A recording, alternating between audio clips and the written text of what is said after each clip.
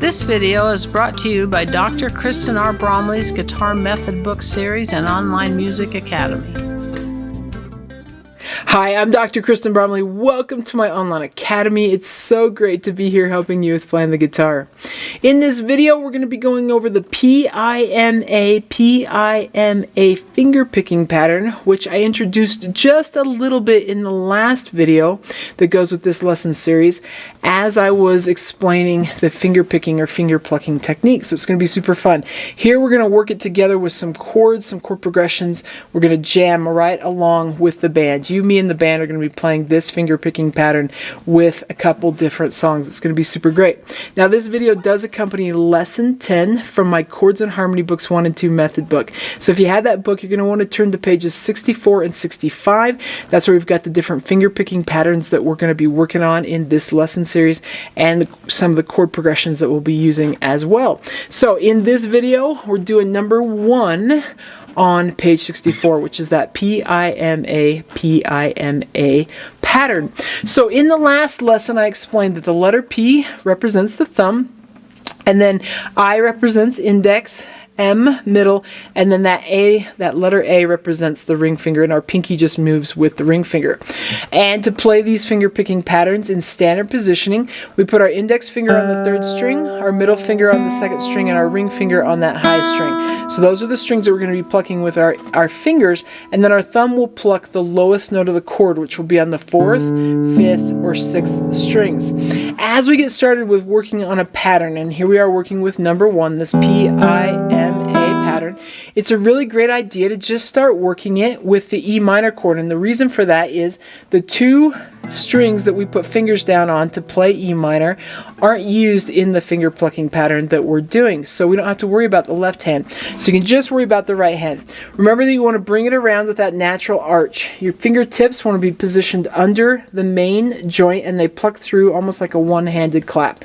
We're taking advantage of the grabbing motion. Remember that our hands, their strength is in grabbing and holding on to things, not in releasing or letting go or flexing. There's no strength there. So as we're plucking the strings of the guitar, we want to take advantage of that. If we collapse our wrist, we don't have room to do that pull through, that grabbing motion. So we want to do that. And then the thumb just moves down from the big joint, pushing down, we brush the side of the string. So as we're getting warmed up here, and you're going to have your arm making contact right along the edge of the guitar wherever it makes sense so that your fingertips can be positioned underneath the knuckle ready to pluck the strings. And then you just want to pluck through P-I-M-A, and you can do that just over and over, nice and slowly, just getting comfortable. Now, I mentioned in the last video, it helps to do something called planting as we're getting started. It's sort of like anchoring that we've been doing sometimes when we're strumming, or when we're plucking individual notes with a pick, I should say, really. Not so much when we're strumming, but when we are plucking individual notes, we use an anchoring technique. In that same fashion, we want to use a planting technique. So you can set your hand up, pluck through that finger picking pattern, then set your hand up again, pluck through that finger picking pattern. Set your hand up again, and work through that finger picking pattern. We want our hands to get used to staying in this position. We don't want our hand jumping around and having to find where the strings are. And I think it's by luck that I found each one of those just going at it willy-nilly. I have been playing for a long time, but we want to have our hands staying in the same position, having those fingers move through from that big joint, and we just plug through just like that. So once you get going, you can speed it up, get kind of comfortable just playing that P-I-M-A, P-I-M-A. Get going faster. It's important to stay relaxed. Another thing to watch for is that you're not turning your wrist. We want to keep the wrist nice and straight, not overextended one way or the other. That creates tension. So you want the fingers, the wrist, the arm, all of it to stay nice and relaxed so we don't have tension. We don't want to create injuries with our hands and our fingers, our wrist, our arm, any of that. It needs to be nice and relaxed, and you just keep working through. Our fingers work best under a relaxed atmosphere. We want to be good employers of our appendages that way, so you can just kind of move through getting comfortable at different tempos. Now, once you've got that down, you want to work it with chord progressions. It's really great to work through numbers 1 through 7 on page 65. We're not going to do that all together. We're just going to play through one of these progressions here in the video together, but working each of these finger picking patterns that we work on through those progressions can be really helpful. We're going to go ahead and use number 4 as we work on this.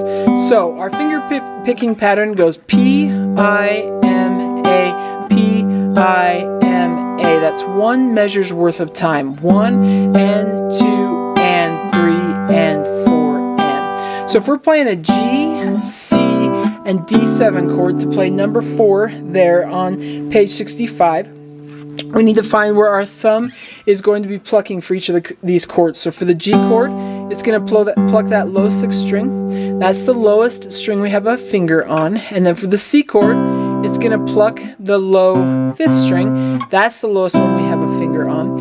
And then for D7, it's going to pluck the open 4th string. So remember that for E, A, and D, we have those open strings, and we're going to use those open strings for those chords. So any type of E chord uses the low 6th string, any type of A chord uses the low 5th string, and any type of D chord uses the open 4th string. So as we're playing this progression here, we're going to have P, I, M, A twice on G, and then we would go to C, and so on and so forth. I'm going to count it off, so if you'd like to play right along with me, you can. So we'd go Reti and G,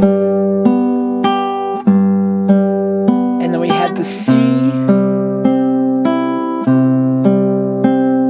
and G and D7 and G and C and D7 and back to G. And then to end a song or a progression, we can actually just do a finger pluck, or you can do a strum. So you can just take one of your fingers and strum those strings, or you can do a pinch. You can pluck them all at the same time. So thumb, index, middle, ring, we'll just grab them all at the same time, and we can do a nice big finish there. That's what I'll be using a lot of the time when I finish these off. Okay, so we just played that chord progression together. Now, as we finish off this video, we're going to be jamming together, you, me, and the band. And so we're going to play that progression again with the band track that I've recorded for us to play with. So it's going to happen at 2 different tempos, at a slower tempo and a faster tempo. If neither tempo is at a speed you can play it yet, then just work it, keep working it, nice and slow, and then just slowly up to that faster tempo that you can play right along with the tracks with. Now, just like I've mentioned with the strumming, you can just go ahead and mute the strings and just worry about doing your right hand and trying to do it at the tempo of the track. And then if you need to work on your left hand, you can work on your left hand as well. But just working on that right hand, making it a rhythmic exercise, can help your hand get in shape and then add in the chords. One advantage to the finger picking in some ways is that we're only plucking one note at a time. So as long as you can get the low note on, you have a little bit of time to get the other fingers there. So with the strumming, how we are sometimes on that final strum that we're playing, we're starting our chord change. That is one trick that works with strumming. Here with finger picking, it works if you can find that bass note. As long as you get that bass note and then add the other ones, you can get there in time to do all the finger plucks. So that's something to work on too if you need to. Just the left hand, you can put in, find that bass note and then add the other fingers, and you just do the changing in the left hand of the chords and then put the two together. So super, super fun. Now, after we jam together with the band track on number 4, we're going to play a song together, and we're going to be playing Twinkle Twinkle Little Star together, which is back on page 20 in the book. It's number 7 on page 20. That one's going to happen at 2 different tempos as well. So we're going to have that song and this chord progression. We can jam together, you, me, and the band. Super fun using this finger picking, finger plucking pattern. So super cool. Let's go ahead and jam together.